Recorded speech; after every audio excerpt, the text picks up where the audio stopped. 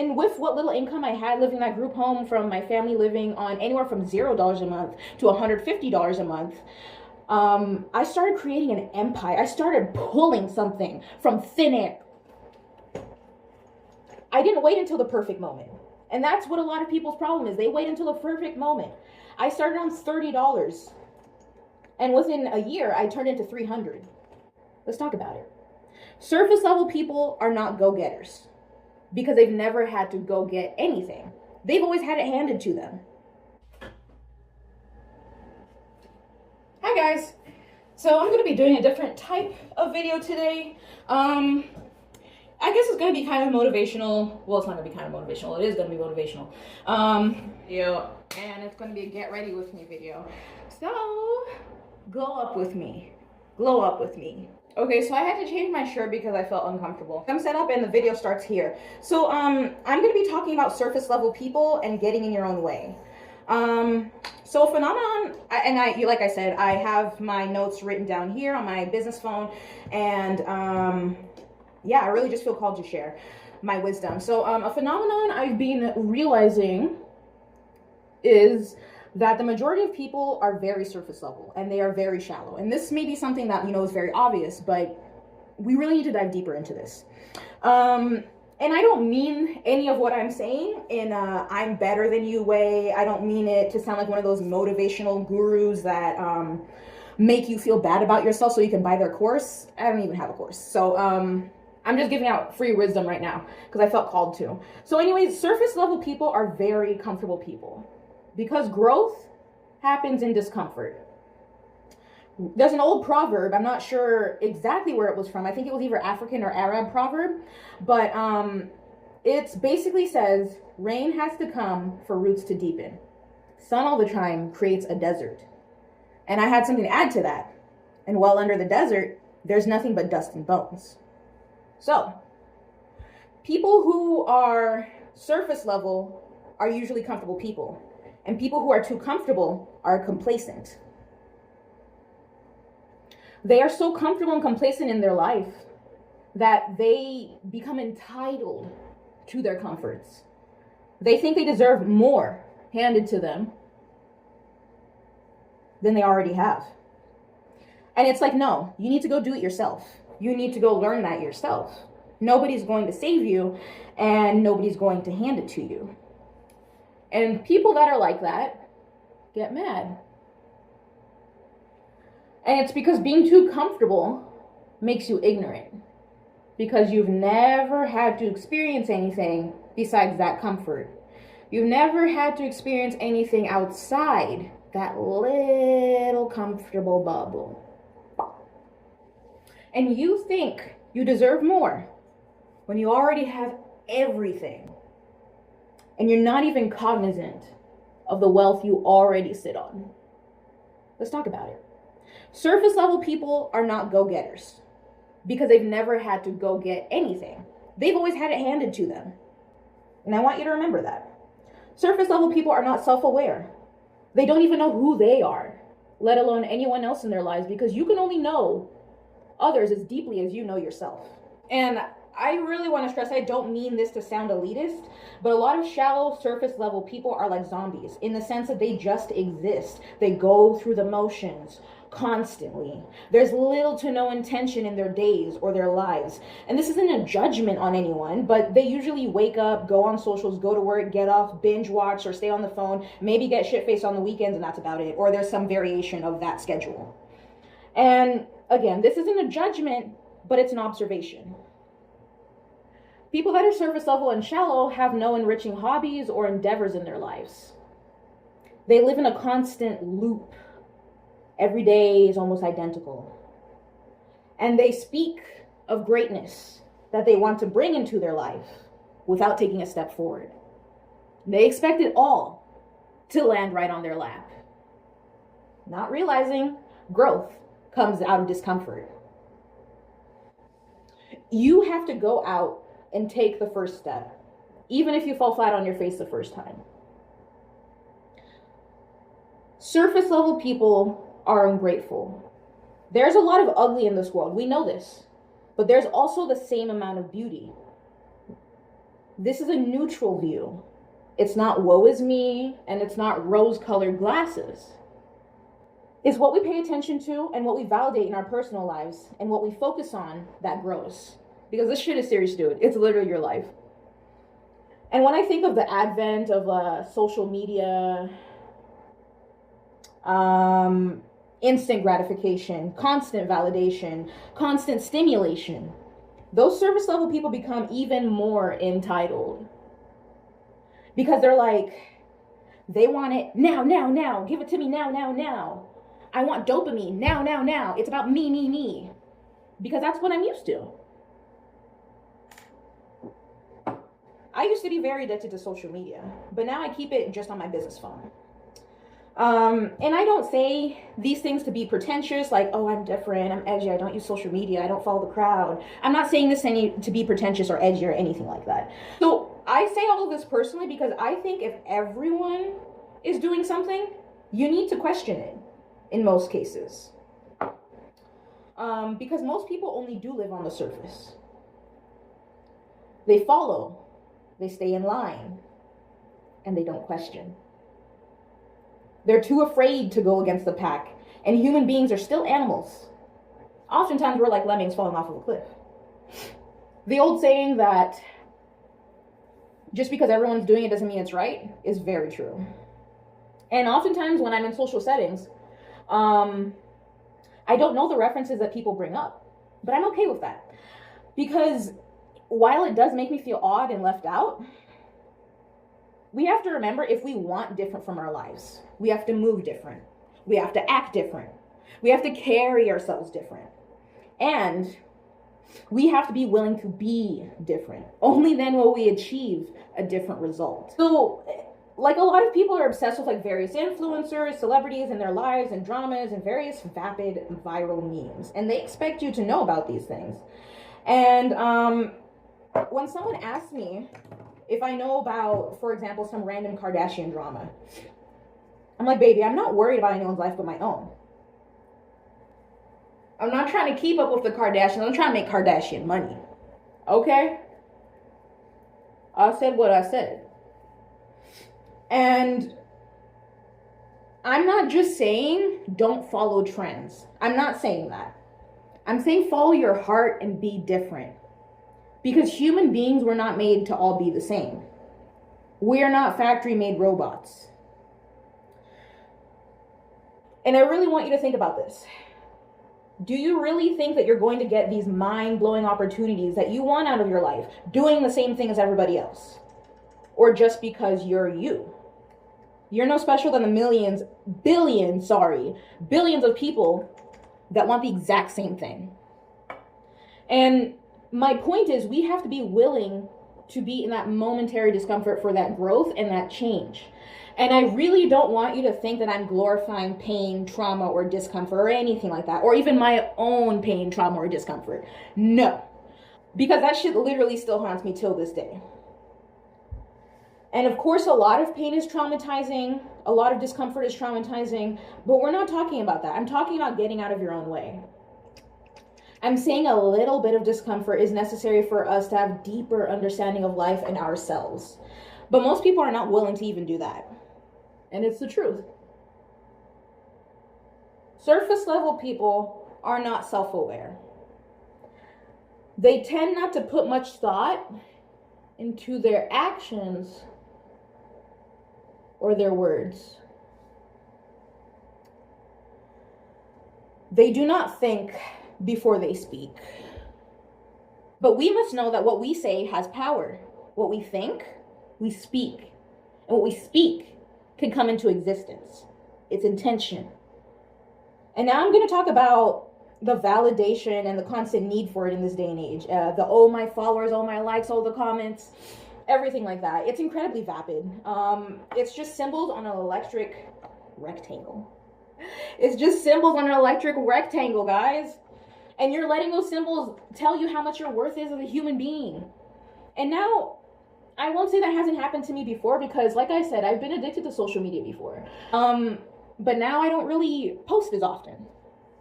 And like I said, I won't say that like being like, oh, my followers, oh, my likes hasn't happened to me, especially as a Gen Z cusp person. You know, I'm only 27 years old. And I really want to say I've slowly left behind this addictive behavior. And I've instilled boundaries and discipline in different ways in my life, not just through social media. And I really, really want to highlight this. Boundaries and discipline will get you much farther than motivation or inspiration. Motivation and inspiration are right now feelings. Discipline is long term. Now, validation is very helpful when you're healing and you're being gaslit and everything like that, because you need to hear it. But we have to be careful about relying on validation. That's very dangerous. Any people pleaser knows this. I've been a people pleaser before, and I'm still working through it. But any people pleaser knows this. Anytime you wait for validation, anytime you wait for, is this okay? Am I okay? You give your power away. You disrespect yourself. And you kill yourself slowly, taking away your personhood, chipping away at it. You wait for someone to say it's okay to exist. Baby, you already exist. You're here. You're right now. For example, this channel has less than 500 followers, and same with my Instagram at this current moment. I've gotten comments like, aren't you concerned no one is watching your videos? I'm like, babe, I'm not doing this to get famous. I'm not doing it to get clout. I've already been in the public eye before. And I'm not doing it for validation or views. I'm doing it because I genuinely enjoy it. And if someone is helped by it, that's great. And that goes into this whole spiel about like, why can't we just do things for fun? And why is everything for profit or for fame? Why can't we just be? But I digress. The difference between validation and self-validation is waiting for someone to take you and going there yourself.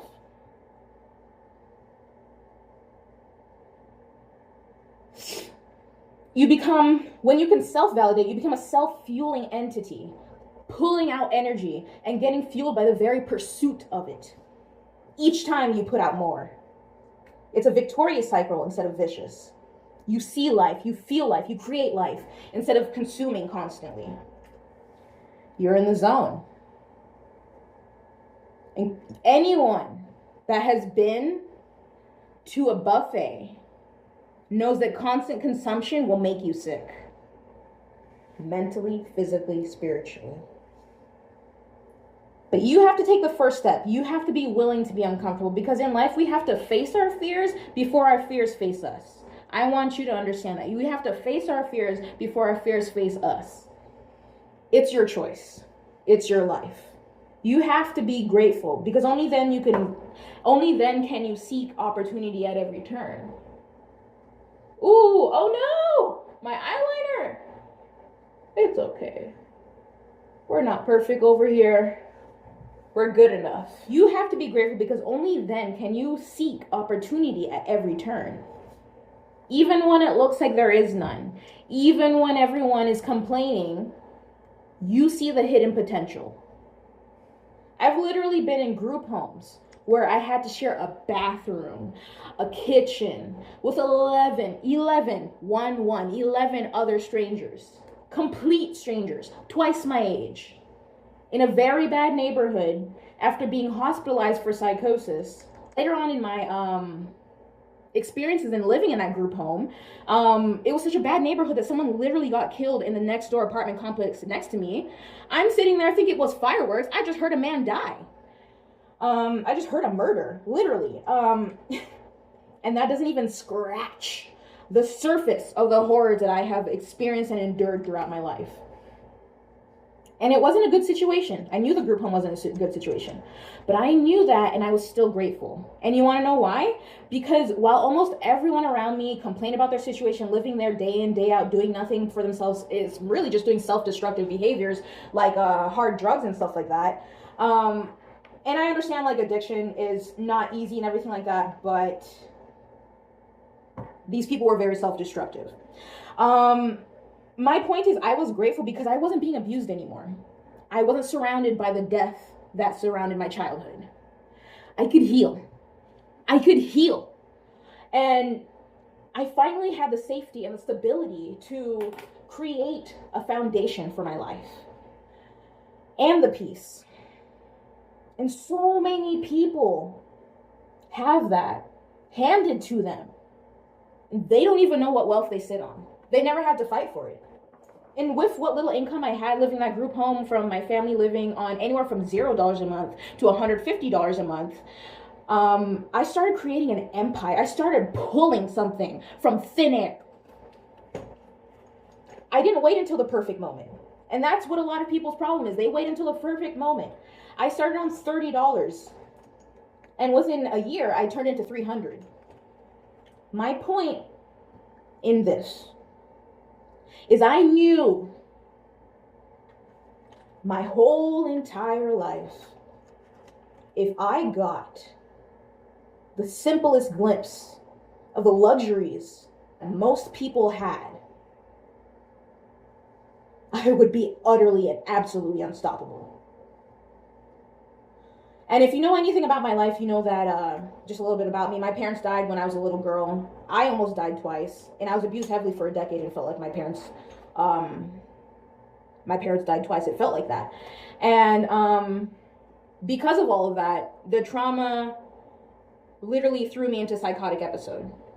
And like I said, if I knew that I had the slightest bit of normalcy, the slightest bit of the things that people take for granted, my God, what I would be able to do with that. I knew that I would become unstoppable and have this voracious appetite for life, a self-fueled entity. Not because I think I'm better, but because I had tasted the blade of death too many times in my childhood to waste life itself. And if you guys have been paying attention to the things I've been doing, you know I'm unstoppable. It's evident.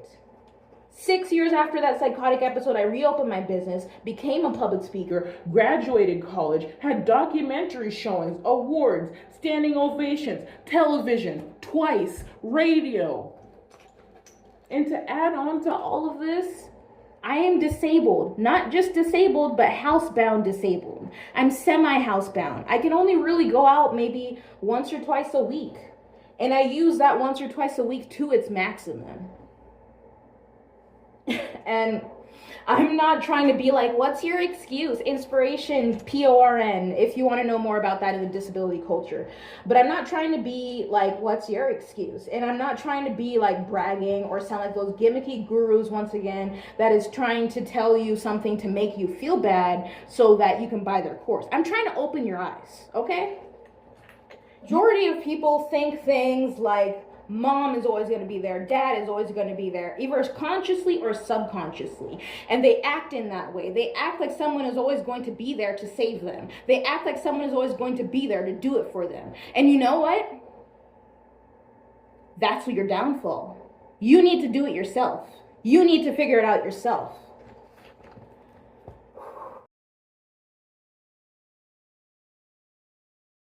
You cannot be on the surface and know the depth of life. It's not possible. So in the group home, I didn't dabble in the pettiness or the drama that most of my roommates did. They were very surface level, and they wanted and tried to bring me down. Couldn't happen. I kept my head down until I could hold it high. Like I said, I hustled so hard in a group home with a disability that I ended up on television. And no one but one person knew that I was going to be on TV. And no one but one person knew that I was going to get my own apartment. Everyone else had no idea until I actually left. Knew not a single thing about me. Move in silence. See, when you have a goal and a vision, you protect it. I'm so in the zone right now that I'm not even really doing my makeup. But see, when you have a goal and a vision, you protect it. You can't be telling every Tom, Dick, and Harry your business. Because you see it. You see the vision. You see your potential. Others may sense your potential, have an idea of your potential, but they do not know it.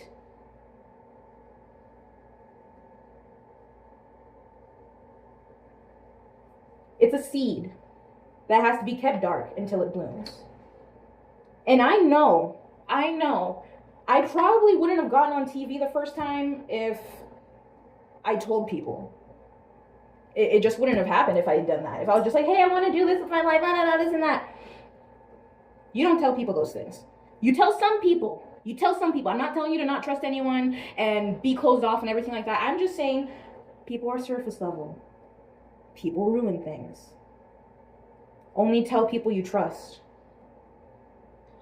But for years, absolutely no one knew about my dream of getting on TV and specifically for my clothing line on the news. That was actually a specific dream of mine.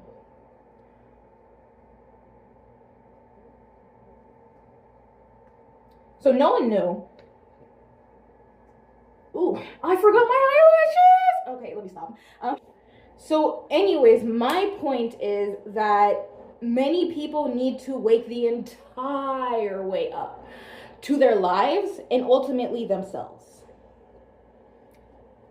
so that they can notice the untapped potential that lies right under their feet.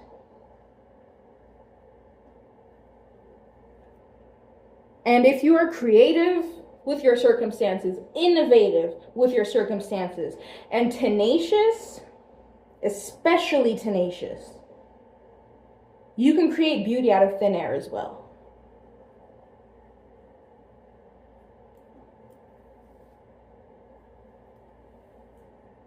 Yeah, but yeah, pretty much that's the end of the video. And I hope you liked it. And please share, subscribe, whatever. Follow my clothing brand and follow your dreams. Bye. So this is a finished makeup look. It's just my everyday look pretty much, except for my white eyeliner. I don't have it.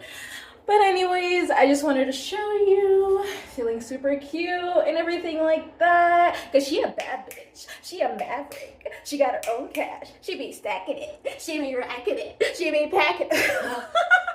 Maybe I should be a rapper instead of a public speaker. Anyways, have a good day.